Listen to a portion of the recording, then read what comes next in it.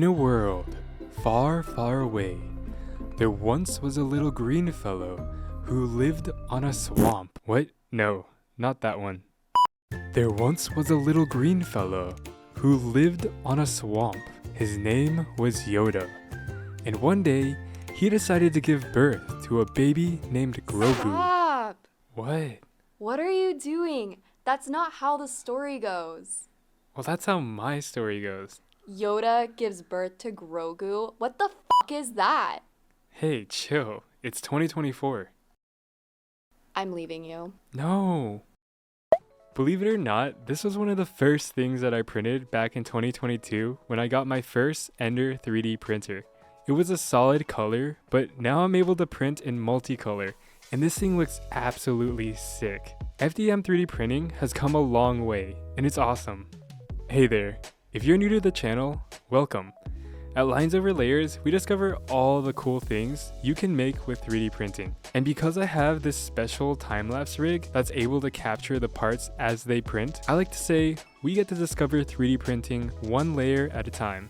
So if you're familiar with 3D printing, then the channel name probably makes sense. But if not, then no worries. Let me give you a quick breakdown. There are all kinds of 3D printing, also referred to as additive manufacturing, but the one that I use is known as FDM. That stands for Fused Deposition Modeling. That's because the machine takes this spool of material and melts it into a viscous liquid to form lines that are drawn out onto a platform, layer by layer, until it creates a three-dimensional object. It's like taking a glue gun and drawing lines of plastic, one layer at a time.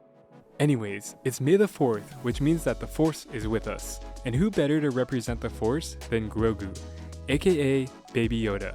He looks amazing in color. I used my X1 Carbon 3D printer, which is ironically named R2D2, and the print took about 10 hours, which is really impressive considering that I used to wait hours for smaller parts using older printers that I had. 3D printing has really enabled us to design and fabricate in ways that we would never have imagined with traditional manufacturing. For instance, I found this AT-AT on Thingiverse that I can literally send to my printer, and then 3 hours later pops out an entire set with parts that I can remove, then assemble, and have an articulating figure that went from digital file to my hands in only a matter of hours. But get this, some 3D prints get even crazier than the ones that I just made, which leads me to my next point.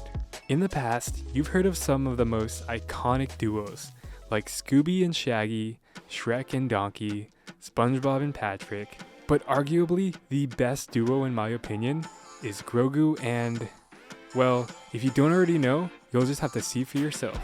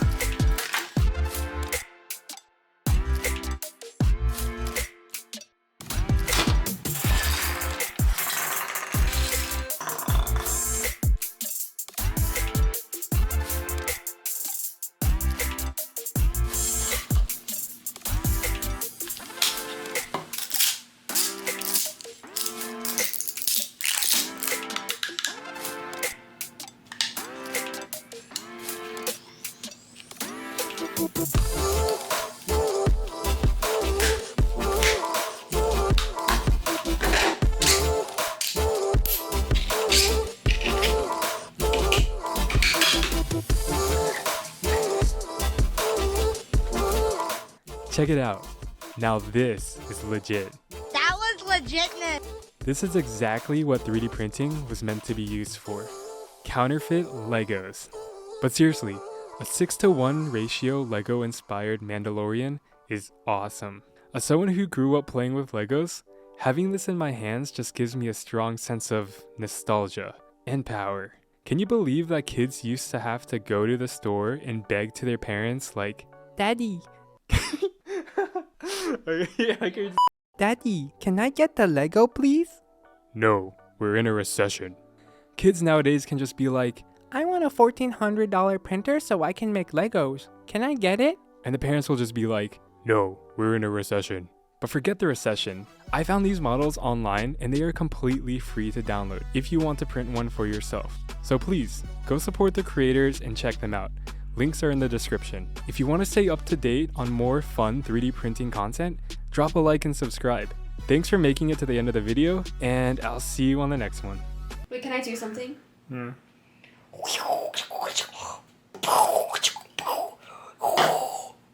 Whoa! And then he falls over.